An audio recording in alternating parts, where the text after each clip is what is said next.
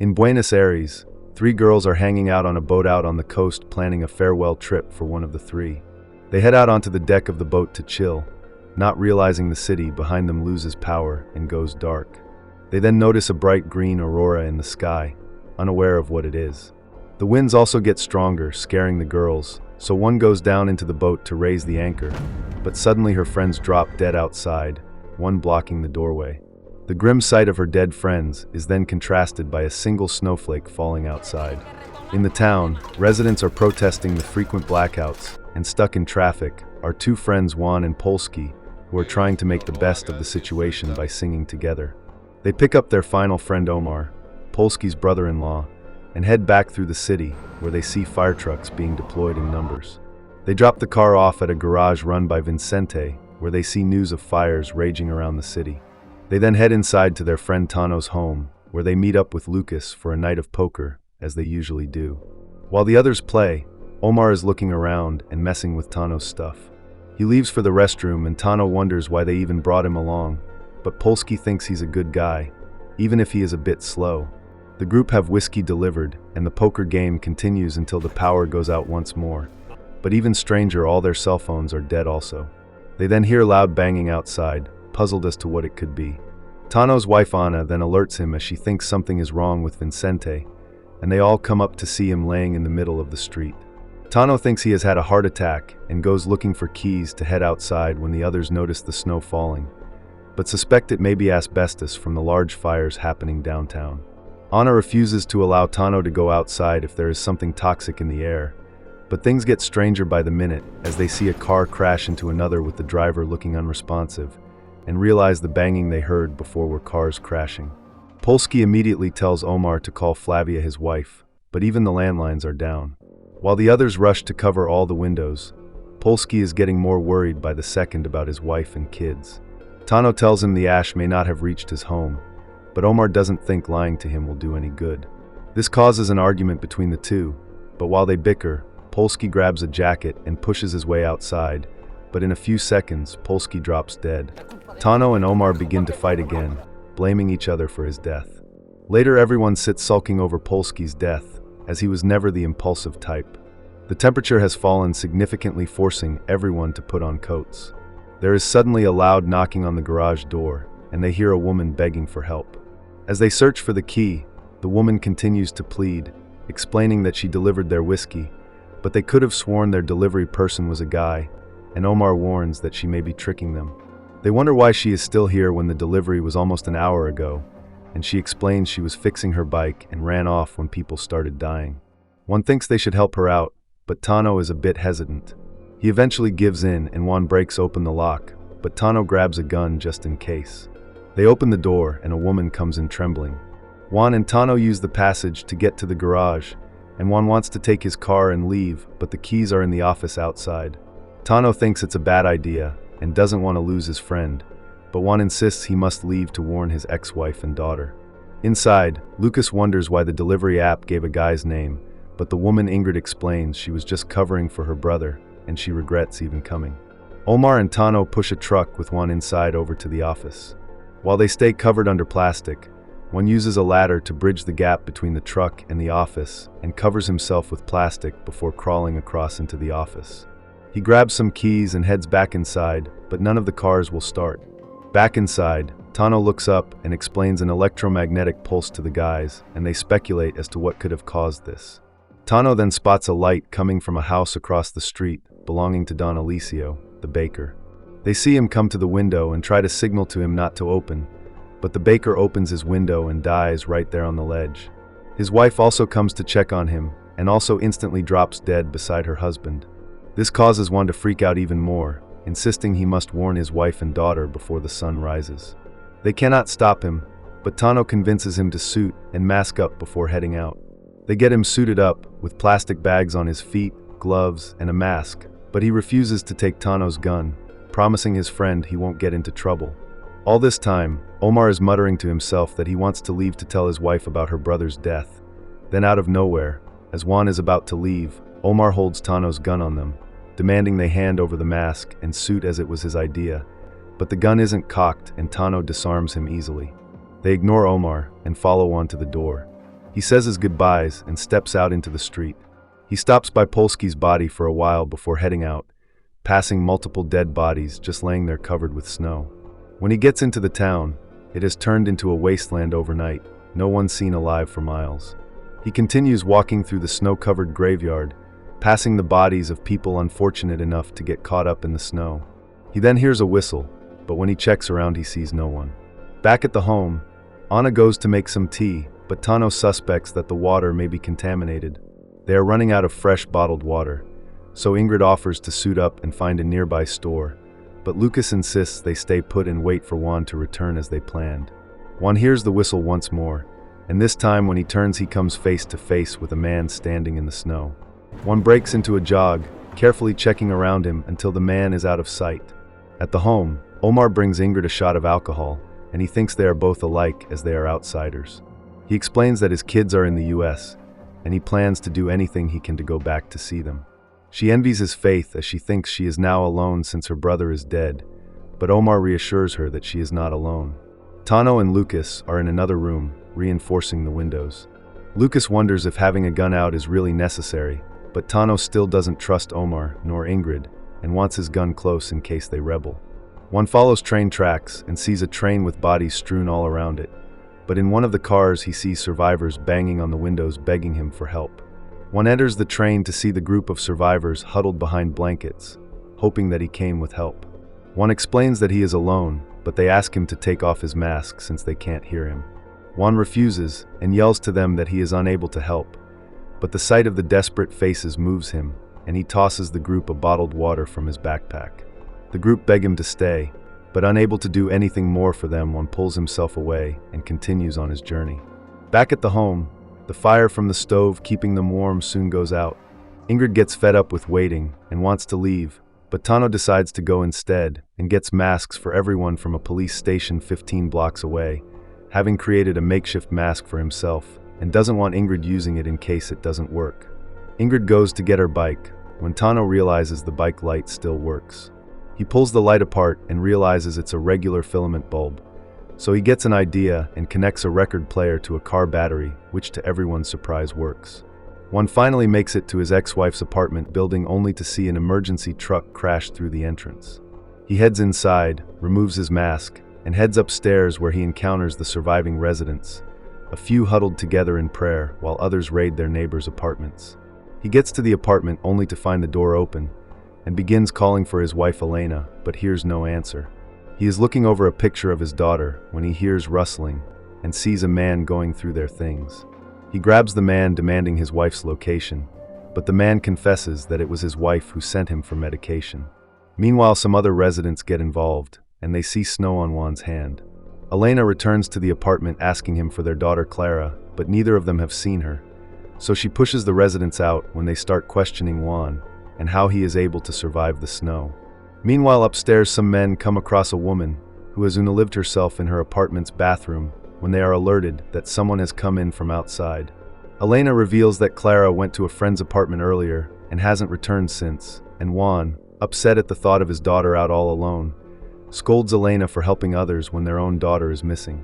Elena then breaks down, as she doesn't think Clara can survive on her own, so Juan reassures her they will find her.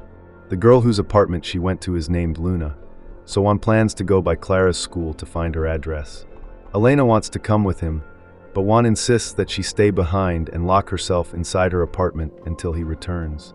Juan goes to leave, but the door is blocked by all the residents of the building who demand to know if he is immune to the snow. Juan lies that it loses its strength after a while, then grabs Elena's hand and begins walking through the tense crowd. They are stopped by a man named Charlie who asks Juan to show his mask, claiming they just want to see it. Juan claims he is grabbing the mask, but pulls a gun from his bag demanding that Charlie move. Another man tries to block their path, but Juan knocks him over the head before escaping down the stairs. Elena runs into a resident she knows and asks for help, but the woman refuses. Meanwhile, Charlie has grabbed a gun and is hot on Juan's tail. They soon run into each other, kicking off a shootout, sending residents running for cover. Juan and Elena manage to escape once more, managing to dip into a nearby apartment and barricade themselves inside. While she goes to grab some clothes, Charlie and the men arrive at the door, calling out to Elena that they just want to talk. Juan spots the truck downstairs and wants Elena to jump, but she is too scared to even talk. The men begin breaking in, but Juan lets off a shot, keeping them back. He then puts his mask on Elena, telling her to find Clara and to head to Tano's if he doesn't make it. Charlie knows Juan should be out of bullets by now and calls out to him, but Juan holds out until he sees Elena make it outside. Charlie and the men break into the apartment to see Juan standing there, but he suddenly smashes a nearby glass door, sending the men running while covering his head with a plastic bag. He uses the bag as a mask and escapes from the building, but only takes a few steps before collapsing in the snow. When he opens his eyes, he is laying in a grave with the snow falling on his face, but this is only a dream as he jumps awake inside a van with firefighters, who turn out to be Tano, Omar, and Ingrid, who had made it to the fire station but had heard gunshots nearby. One wonders how they got the van to run, but a pleased Tano tells him he has his tricks. They drive away, not seeing the balls of fire streaking down to earth. They get back to Tano's place with the weapons one has gathered. Later, Tano tries reaching out to anyone on his radio, but gets no response. Anna thinks help will arrive soon, but Lucas is worried that trouble may find them first. He thinks they should just leave the city and find an island, but Tano refuses to leave his home. One then asks Tano to borrow his car to find Clara, but Tano refuses. He also refuses to lend Omar and Ingrid as he wants the car to stay with him. They then spot a masked figure walking down the street with something strapped to his back, and remember they left the garage door open. As the men get to the garage, they hold the man at gunpoint and lead him into their office. The man turns out to be Benito, owner of the nearby hardware store, and everyone calms down. Benito explains that he saw the car and followed it here. He has been helping some stranded survivors and was hoping to borrow the car to bring supplies to their neighbors. But Tano refuses to have anyone else driving the car and claims it's almost out of gas. Benito pleads with him as they've known each other for years, but Tano thinks he cannot trust anyone at this point. At that moment, Omar, who had been eyeing the car, jumps inside and takes off. As he tries to find his way through the snow, he sees a bright glowing light in the sky, becomes distracted, and ends up crashing into a store. At the home, Juan and Elena decide to leave and find a car on the street while Ingrid plans to find her own way. Juan and Elena soon head out into the heavy snow where they see an open car, but it refuses to start and Juan thinks maybe it isn't old enough. They plan to catch their breath for a few minutes before pushing on. Just then, car lights appear behind them, so they lower the seats and try to stay still. A truck of men comes to a stop beside them, but after seeing nothing out of the ordinary, the men continue on. Two figures soon come upon Omar passed out in the car. Meanwhile, somewhere in the city, something big is tearing up a convenience store, and Tano can hear the thrashing from his apartment. They think it's looters and Anna becomes worried, but Tano thinks they will be ready if they come their way. By morning, Juan and Elena have made it to Clara's school, where they find a class photo of Clara and her friend Luna. Juan plans to go find a working car while she searches for the address, and he wants to leave her a gun, but she refuses, so he insists that she take an axe to defend herself. At Tano's home, the group are gathering car batteries when they spot a car approaching. Tano holds his gun ready as the car comes to a stop, but it is Ingrid who has returned. Inside, she reveals she found her brother's dead body, but Tano thinks they can't let this keep them down. He asks if she saw anything strange out there, and Ingrid remembers hearing some strange noises but seeing nothing. Tano hopes he can trust her and hands her a pistol, as he plans to head out to get supplies and asks Ingrid to borrow the car. She agrees, as she brought it back for everyone to use, and Lucas decides to join Tano. One comes upon a car parked outside and finds the key inside a security booth. As soon as he picks up the key, another vision of him laying in a grave appears, but this time along with the bright red lights in the sky, and he jumps away inside the car. Good news, this car works. Inside, Elena hears a sound in the building and grabs her axe, calling out to Juan, but hears no response. She goes looking for the source of the sound and sees bodies of some young people out on the playfield. The sound is coming from a closet with a broom barring it, and when she peeks over she sees a boy there who begins yelling for his friends. One makes it inside and hears the yelling, and Elena suspects that his friends out on the playfield must have pranked him and left him there. One opens the door and breaks it to the boy named Pablo that his friends are dead and he needs to follow them if he wants to live. But Pablo runs off only to come face to face with his dead friends. He fears his mother thinks he is dead and asks for help to get home, but one cannot deter from looking for Clara. Elena shows him the picture and he recognizes Luna and knows where she lives, but makes them promise to take him home after. Tano and Lucas hit the road. Tano plans to grab more supplies from the fire station to barricade his home, but Lucas thinks they should be getting food. They get to the fire station to find it rummaged through, but Tano still insists on checking the building, unaware that someone is hiding nearby. Tano goes to check out a room, but two men appear behind him holding him at gunpoint. The men bring him to another room where Lucas already is and realize it is Benito and his group, who reveal they have been closing down the neighborhood after the commotion at the convenience store. Tano wants to know who made that decision, but the men have already met and give Tano 24 hours to consider letting them use his garage. Juan, Elena, and Pablo arrive at Luna's home, and they leave Pablo inside the car. No one answers the door, so Juan kicks it open calling for Clara. Out back they stumble upon an entire family dead around their table, but Clara is not among them. Stranger still, the family are all Asian, but it all makes sense when Pablo shows up and breaks down wailing for his family. Tano returns home and is furious that Benito and the others are making his life difficult and want to take over his garage. Ana reminds him they are his neighbors, but Tano believes in a short time they will be killing each other. They argue about his selfish ways until Ana tells him there must be some good people out there. Lucas then calls them downstairs as he heard a voice on the radio. Soon a voice comes across the radio introducing himself as Dennis from Uruguay and tells them about the heavy snowstorm which he learns is affecting the entire continent. Tano wonders how he knows and learns Dennis is communicating with someone also in Brazil, but the connection drops before he can say more. Juan and Elena are back on the road with Pablo, who is passed out. He plans to head to his home to rest and think, but Elena wants to get something for Pablo as he has a high fever. Juan just wants to focus on finding Clara, but Elena asks him to consider if Clara was in Pablo's situation. Juan concedes, and they find a pharmacy nearby to get him some medicine. Elena gets Pablo some pills, and Juan takes a sip of alcohol when they hear knocking outside. It is a woman who claims her water has broken and is begging for help. Juan is hesitant as usual, but Elena jumps to help the woman inside. While Elena tends to the woman, a masked man sneaks inside and holds the couple at gunpoint, and the woman demands the keys to their car. Juan hands over the keys, and they are locked inside a bathroom before the robbers leave. All this time, Pablo hears the commotion but hides until it is over. Locked inside, Elena can see that Juan is being troubled by his usual flashbacks, and he reveals it started when the snow touched him. They remember Pablo, and Juan calls out to him telling him to open the door. Pablo initially refuses, recalling hearing Juan refusing to help him at first, but Elena asks him kindly to open it, and he does, breaking down in tears in her arms. The three hit the road once more, braving the heavy snowfall. Juan sees a man packing up his car to leave and begins approaching the man with his gun ready. But when he sees the man is with his wife and children, he changes his mind and allows them to leave. They then get to the train tracks that look like something massive ripped through the fencing.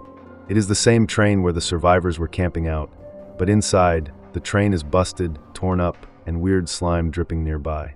As for the survivors, they are nowhere to be found. They eventually make it back to Tano's place, which is now well blocked off from outside view, and Elena and Ana tend to Pablo. One learns that Tano plans to leave for the island and goes to talk with him. Tano doubts that help will arrive and shows one a broken compass revealing that Earth's magnetic field is off. One thinks there is something else going on behind the scenes as he also saw strange things around. Despite this, one doesn't plan to stop searching for Clara. As he walks away, Tano thinks Clara will be better off dead in the snow, causing Juan to grab him angrily, reminding him that Clara is his goddaughter, but Tano doesn't care. Meanwhile, the couple that stole Juan's car are parked up with the guy outside getting gas from another car. He sees something move in the corner of his eye and goes to investigate when something large begins to move. The girl is inside the car listening to music when something bumps into the car hard. She calls for her boyfriend when a large creature rams the car, pushing it over into a ditch. Juan and the group finally get to bury Polsky. Inside, Juan wants to leave a still ill Pablo with Ana and focus on finding Ana, but Elena feels guilty for considering leaving him. Tano and Lucas leave to get more supplies before their trip and head to a nearby corner store. Inside, Tano radios to Ingrid to check their connection and learns that Juan has left after finding Luna's address from a telephone book. Juan is walking along the road when a car approaches and stops a distance in front of him. The door opens and he cautiously approaches only to see that it is Tano, who refuses to ruin their long-time friendship. Tano tells Juan about the Van Allen belt, created and suspended by the poles that protect the Earth from radioactive particles, and how if the poles fail then the particles would rain down on the Earth. They then come across a massive blockade of cars rising like a wall in front of their path, and are forced to stop. They see their old car that was stolen with the engine still running, and Juan goes to grab the keys when Tano alerts him to incoming lights. The two stand ready with their guns prepared for an attack, but the lights turn out to be a convoy of military vehicles. The soldiers warn them that staying out is very dangerous, promising that help is on the way and they should return to their homes. Juan and Tano suspect that something more is going on and decide to follow the soldiers to find out more. The soldiers head through a tunnel and Tano follows them through. He wants to ask them more questions, but the soldiers soon open fire, causing them to panic. But the soldiers are firing at large creatures. Something large then rams their car, flipping it. We then see the massive bug-like creatures wiping out the squad of soldiers, and it's very clear they are not from Earth. Juan and Tano end up crashing into a building, but one of the bugs chases after them into the building, and the stress is causing Juan to have flashbacks. He comes to beside Tano on top of the building, trying to figure out what they saw. The noise downstairs soon dies down, and they check to see all the soldiers' bodies missing. Juan gets his hands on a gun, and they make their way down the street, but soon come upon one of the bugs pulling a body behind it before disappearing into a hole in the ground. Tano accidentally trips, making a loud bang and alerting the bug, which comes charging at them, but Juan's gun manages to kill the bug. This though alerts the others, and they begin chasing Juan and Tano while some eat their dead. Juan and Tano get to a church and are about to be caught when men from the building begin throwing Molotov cocktails onto the bugs and helping the two escape inside and up a narrow passageway where they see the bug rummaging below. Inside they meet a few survivors, and it turns out Omar is among them. Omar lies that they are murderers and very dangerous, but they manage to convince the people otherwise. They ask about the bugs, and one man points to the sky telling them they came from the lights. They lead Juan and Tano to the roof, where they see balls of light streaking down to Earth, and Tano immediately thinks it's an invasion. He grabs his stuff and wants to leave to get to Anna, but the people stop him as there are bugs all around. Later everyone settles in for a meal, but Tano doesn't have an appetite. One man thinks the Americans are using their HARP project to control the weather and release genetically modified bugs, but everyone thinks he is crazy. One knows he is close to Luna's home and wants Tano to come along with him, but Tano's spirit is broken, wondering how one can keep going. Some more survivors soon return from supply gathering, and Juan sees the entrance they use. While the group sort through their supplies, Juan slips away. Omar confronts him. He has heard about Juan's military background and wants his help. He knows of a tunnel that can lead them out through the blockade, as he fears the bugs will find them sooner or later. Despite his pleading, Juan refuses, telling him to ask Tano. Juan leaves through the secret entrance on the roof. He then sees another bright light streaking across the sky, its glow revealing millions of bugs crawling below. Inside, everyone is deliberating, following Omar's plan to take the tunnel, when Juan returns to them telling them he found a working car. So everyone decides to hit the road, all except an old couple.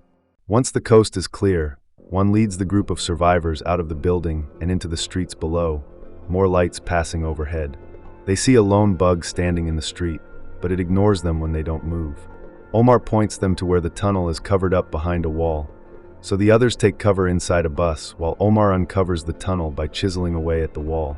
Soon a small baby begins to cry, and the mother tries her best to quiet it down. Omar uncovers the tunnel, so Juan begins leading the others towards the tunnel. The woman with the baby is last, but before Juan can get her out, bugs turn up and begin encircling the bus. Juan and the woman stay perfectly still with his gun at the ready, but the bugs soon pass along as the church bell begins to ring in the distance, and it turns out to be the old man and his wife. This allows Juan and the woman to escape into the tunnels, and soon the group emerges on the other side. Meanwhile, the bugs rush into the church, but the old couple have spread gasoline throughout the entire building and are sitting patiently at the top of the stairs smoking. As the bugs draw close, the man tosses his cigarette. One locates a car wedged among the wreckage and tries driving it out, but it gets stuck. As they try to get it loose, a lone bug emerges and attacks them, managing to grab onto Tano, but a smoke grenade scares it away. More bugs begin closing in, so Juan takes out a few while the others load into the truck. He manages to jump in, and they take off, leaving the bugs behind. Everyone celebrates, but their cheers are cut short when they see the church burning in the distance. The group get back to Tano's street, where Benito's neighborhood watch group have taken over the street. When they get inside, Juan is shocked to see Clara resting in Elena's arms, who reveals she remembered Tano's address and knew her father would probably be here. While they bring Clara upstairs, everybody else has heard rumors about bugs and wants to know, and Omar tells them that something dangerous is coming, but they now want to know why he is back. Upstairs, one wonders how Clara made it to them, but Elena just wants to enjoy having their daughter back. Benito's neighborhood watch then stop by, and he tells them about the bugs and his plans to leave. He just wants a vehicle, and one of the men offers his RV, but in exchange he wants Benito's house and garage. Tano accepts the deal, and soon the men bring in a large RV, and everyone gets loaded on. Inside, Tano notices a mask and raincoat and learns Clara was wearing them when she arrived, but the stuff belonged to him and he left them on his boat. He blows it off as nothing, and soon the group head out with Ingrid driving a small buggy leading the way. They finally get to the coast, but the water has receded almost 300 yards out, leaving Tano's boat stranded in mud. Ingrid and Omar want to go to the military camp that the soldiers told them about as they are tired of holding out, but Tano and Juan urge them to reconsider. Meanwhile, Carlos is worried that this could be a tsunami. Tano goes to grab something from his boat before they hit the road once more, where they pass a freshly crashed car with all the passengers dead from gunshot wounds. Clara soon wakes up and they ask her if she was on the boat, but Clara claims she was at her friend's home. They show her the mask she was wearing, but she claims to not remember, but everyone knows she is hiding something. They then get to a large store where they see many people filing in and out and decide to get closer. There they meet up with the two guys who saved them from the church, Bobby and Ricky, who lead them inside, explaining that people have taken refuge inside as the bugs have not gotten this far. As everyone gets settled in, Lucas notices that Juan has been distant ever since Clara returned. Juan then reveals that he has had a bad feeling like her returning was not real. Later, everyone sits around a table for dinner when Juan brings up the dead family on the highway, and they are worried the killers may be among them. The regulars there then point out two guys who are from a prison nearby, suspecting they may be behind the incident. Juan stares at one of the men as he swears he has seen him somewhere before. One of the guys with a deformed face then offers Clara some food, but staring at his face causes her to go into a psychotic episode until Juan and Elena manage to calm her down. They bring her to their little quarters to rest up, deliberating if going to the island would be the best thing for her. Tano then reveals his boat was not at the docks and shows them Clara's signature on the logs, now certain that she took the boat. Lucas finds a group of guys, including the one with the deformed face, playing cards and decides to join them, but he wants to get himself a proper drink. He and another young man head into the store to check for liquor, and Lucas finds the storeroom and exactly the liquor he is looking for. He takes a sip, but soon hears a loud banging and goes to investigate what is happening. A few hours later, Juan is woken up by the shouts of excited people, as it turns out the sun has come out for the first time in days. As the people celebrate, Tano checks his compass to see that the poles have been inverted. They ask for Lucas, but no one has seen him since last night. They head back inside with the boy he was with calling for him when they stumble upon the liquor he was drinking, but see no sign of him. Meanwhile, outside, a car with 3 heavily armed masked persons pulls up. As Juan and Tano try to figure out where Lucas is, they hear gunshots and screams, as the gunmen have begun opening fire on the crowd. Juan and Tano find Elena and Clara hiding, but learn that Ana is trapped outside. Juan and Tano join Omar and the other men returning fire, and learn that Ana is hiding behind a truck. Juan manages to take out one of the shooters before they find Ana and Ingrid huddled together. Then he expertly drops the second shooter. He goes over only to see that it's a woman who dies soon after. Just then a convoy of soldiers arrive bringing Lucas. He reveals that soldiers brought him back from the highway, but Tano and Juan wonder how he even got there. He claims to not remember, but urges them to join the soldiers as they are heading to the military camp named Campo de Mayo. Everyone soon join the soldiers on their truck, making their way to the camp, when Lucas points out the spot where the soldiers found him. He explains that he drank the whiskey, blacked out, then woke up on the highway surrounded by soldiers. Meanwhile, the third shooter from the store heads into a tunnel where he comes face to face with a bug, but the two simply pass each other. The man heads further into the tunnel, where the bugs there all allow him to pass them without incident. The group arrive at the resistance base and get settled in, and in a few weeks Ingrid, Omar, and even Pablo have joined the resistance forces, while Elena and Anna have joined the medical team. Tano gets summoned to the military HQ as the leaders have heard from Lucas that he is an electrical engineer. They want him to fix an old radio, telling him it's his chance to serve his country. Juan is sitting with Clara when Juan and Lucas pass them arguing. Tano reveals the military wants to send a message to the survivors, but it can only be broadcasted from downtown. As for the wall of cars, they plan to ram a part of it with a train to get through. Lucas thinks the plan could work and they could save a lot of people, but Juan and Tano think it's a crazy idea. Tano refuses, but Lucas asks him to stop being selfish and to consider the good he could be doing. He leaves, and they both think he is acting very strange. A new group of survivors then enter the compound, and among them is the man who traded his RV for Tano's home. They ask him about the others like Benito, but the man seems completely in shock, muttering that everybody is dead. Later, Juan and Tano chat with Elena and Anna. One thinks they should just continue on to the island, but everybody else thinks they should stay put as now the island is an uncertainty. That night, Juan is unable to sleep and goes for a walk. He notices two men following him and confronts them, and it turns out to be the two men from the mall. They don't want trouble, but are hoping Juan can convince Tano to join them on the downtown mission. One of them is a train engineer and has faith that the plan will work, and they are asking him to have faith in humanity. Juan, Tano, and Omar decide to join Lucas and the resistance in their plan, and they soon head out in a somber march. First, they must get to the train, so they use the river to get to the train tracks, where they see planes flying overhead and start feeling hopeful that they're not alone. They successfully get to the train station, where they split into two groups. One group goes about reinforcing the train and working on the engine, while others organize their weapons and luggage. They manage to get the train engines running and soon get underway. They come upon the blockade of cars and successfully blast through, cheering among themselves and letting off shots to signal to the second group. They get to a point where the trains are completely blocked, so they make the rest of the journey on foot and soon get to the telecommunications building.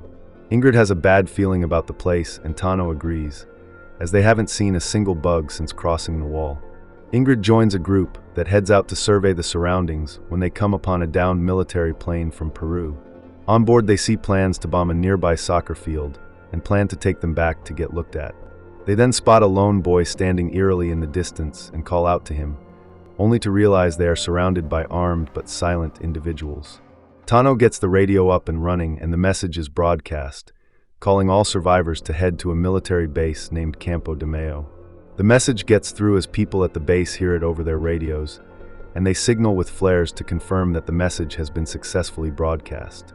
On the roof, one spots a stadium nearby glowing with a bright blue light, but the soldiers think nothing of it. One, however, thinks the military should send a team to investigate, but the lieutenant cannot risk sending out a team as Ingrid's team have not yet returned. One sits with Lucas and Omar, who is now worried about Ingrid. Lucas claims he heard they are back already and were dispatched to the train. Omar wants to go check, but Lucas convinces him to wait until they return. Tano soon joins them, and they head inside one of the rooms to wait, where they decide to play a game of cards. As the game progresses, Lucas keeps forgetting how to play. The others begin to make fun of him as always, but this time, Lucas loses his cool and suddenly stabs Omar with a blade and takes off towards the roof. Tano stays with Omar, while Juan goes to look for Lucas and finds him standing on the ledge. Tano also joins them, and despite asking Lucas to explain himself, Lucas keeps repeating random words and sentences with a distant look. They plead with their friend to come down and talk with them, but Lucas turns to look at the stadium, which is now lighting up the sky before jumping to his death. The two cannot mourn for long, as one notices the strange people infiltrating the building having killed everyone on the ground floor. They manage to grab Omar, and along with another young soldier they escape the building and hide. They see a man that worked alongside them and attempt to call him to safety, but the man is working with the strange people and rats out their position, forcing them to make a run for it. One shoots one of the pursuers before they barricade a gate behind them, buying them some time. They try to allow Omar to catch his breath by the train tracks, but their pursuers manage to break through their barricade and begin opening fire on them. Before they are overrun though, they get the train started and get away. On board, one notes that this was similar to the mall incident and suspects that these gatherings may be a trap. Tano thinks they should head to Campo de Mayo to report this incident, but one wants to investigate the light he saw at the stadium, and a soldier decides to join him. The soldier shows Tano how to operate the train before he and one jump off and head towards the stadium.